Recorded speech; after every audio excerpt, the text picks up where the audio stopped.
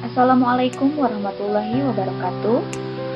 Untuk pembelajaran bahasa Indonesia hari ini, kita akan mempelajari tentang menyusun ringkasan isi teks laporan hasil observasi. Ringkasan pada dasarnya merupakan rangkaian pokok-pokok pikiran yang dirangkai menjadi satu dengan tetap memperhatikan isi bagian demi bagian dan inti pembahasan. Pendapat lain mengatakan bahwa meringkas artinya membuat sebuah tulisan menjadi ringkas atau menjadi lebih pendek. Akan tetapi, isi dari ringkasan tersebut tidak menghilangkan esensi atau makna dari teks tersebut. Untuk menyusun sebuah ringkasan, hal pertama yang harus kamu lakukan adalah membaca pemahaman isi teks, kemudian menemukan kalimat utamanya. Untuk selanjutnya kita akan membahas tentang kalimat utama. Kalimat utama adalah kalimat yang di dalamnya memiliki ide pokok atau istilah lainnya gagasan utama atau pokok pikiran yang menjadi dasar pengembangan sebuah paragraf. Gagasan utama ini bersifat umum dan dapat melingkupi semua isi yang ada dalam sebuah paragraf atau bagian inti. Gagasan utama itu adalah inti dari sebuah paragraf. Adapun pembagian kalimat utama ini terbagi menjadi tiga. Yang pertama ada deduktif, kedua induktif, dan yang ketiga deduktif-induktif atau campuran. Untuk kalimat yang deduktif, yaitu kalimat utamanya terletak di awal. Untuk induktif, kalimat utamanya terletak di akhir. Dan untuk campuran, kalimat utamanya terletak di awal dan di akhir. Berikut adalah contoh dari paragraf yang berpola deduktif, induktif, dan campuran. Yang pertama ada paragraf yang berpola deduktif atau kalimat utamanya terletak di awal. Contohnya adalah Islam merupakan agama yang cinta damai dan menekankan tentang pentingnya toleransi. Hal tersebut sesuai dengan ajaran Rasulullah yang memiliki sifat penyayang terhadap sesama manusia. Makanya, ketika isu terorisme merebak, sejumlah tokoh Islam menegaskan untuk tidak mengaitkannya dengan Islam. Justru, Islam dengan tegas menolak kekerasan dan lebih memilih musyawarah dalam segala persoalan. Nah, paragraf tersebut bisa kalian lihat bahwa dalam satu paragraf ini terdiri dari 4 kalimat. Dan untuk kalimat utamanya ini terletak di awal. Dan untuk kalimat kedua, ketiga, dan keempat ini merupakan kalimat penjelas. Nah, berarti di sini polanya adalah dari umum ke khusus. Contohnya di sini apa yang menjadi kalimat utamanya? Nah, di sini contohnya adalah Islam merupakan agama yang cinta damai dan menekankan tentang pentingnya toleransi.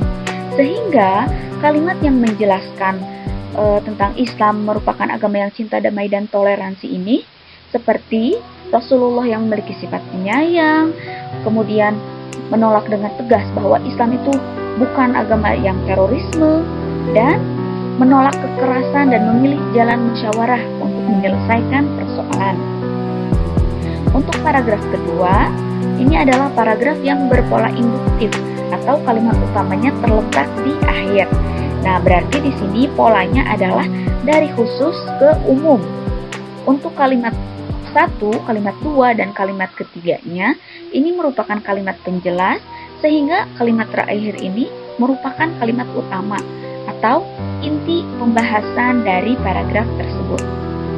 Dan contoh paragraf yang ketiga di sini adalah contoh yang berpola campuran atau paragraf utamanya ini atau kalimat utamanya ini terletak di awal dan di akhir. Nah, dengan demikian polanya tersebut adalah umum, khusus, dan umum. Ya, jadi kalimat utamanya ini terletak di awal dan disimpulkan kembali atau ditegaskan kembali di akhir paragraf. Untuk selanjutnya, kita akan berlatih menentukan gagasan pokok dalam sebuah paragraf. Nah, di sini sudah Ibu sediakan 3 paragraf. Ya. Untuk paragraf pertama, mari kita baca bersama-sama.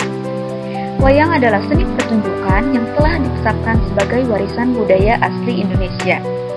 UNESCO lembaga yang mengurusi kebudayaan dari PBB, pada 7 November 2003 menetapkan wayang sebagai pertunjukan bayangan boneka tersohor berasal dari Indonesia.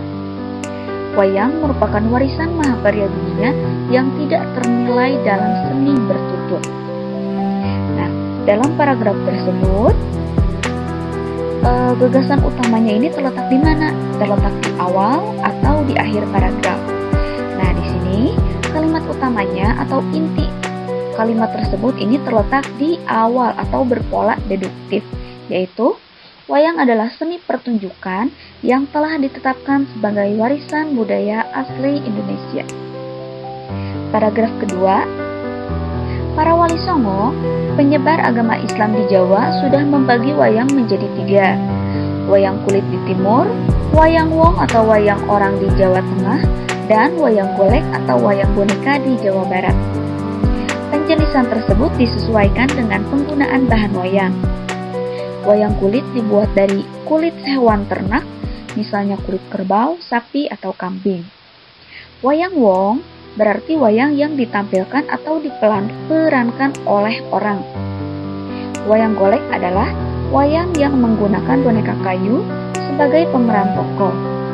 Selanjutnya, untuk mempertahankan budaya wayang agar tetap dicintai, seniman mengembangkan wayang dengan bahan-bahan lain, antara lain wayang suket dan wayang motekan. Nah, untuk paragraf kedua, ini polanya pun sama, yaitu deduktif atau kalimat utamanya terletak di awal, yaitu para wali songo membagi wayang menjadi 3, yakni wayang kulit, wayang orang, dan wayang golek.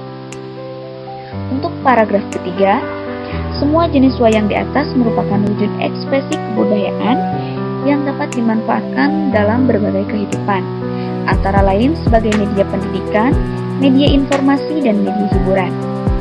Wayang bermanfaat sebagai media pendidikan karena isinya banyak memberikan ajaran kehidupan kepada manusia. Pada era modern ini, wayang juga banyak digunakan sebagai media informasi. Antara lain dapat kita lihat pada pagelaran wayang yang disisipi informasi tentang program pembangunan seperti keluarga berencana, pemilihan umum, dan sebagainya. Yang terakhir, meski semakin jarang, wayang masih tetap menjadi media hiburan. Nah, untuk paragraf ketiga pun, polanya adalah deduktif atau kalimat utamanya terletak di awal, yaitu semua jenis wayang merupakan wujud ekspresi kebudayaan yang dapat dimanfaatkan dalam berbagai kehidupan, antara lain sebagai media pendidikan, media informasi, dan media hiburan. Untuk selanjutnya, kita akan menyusun ringkasan.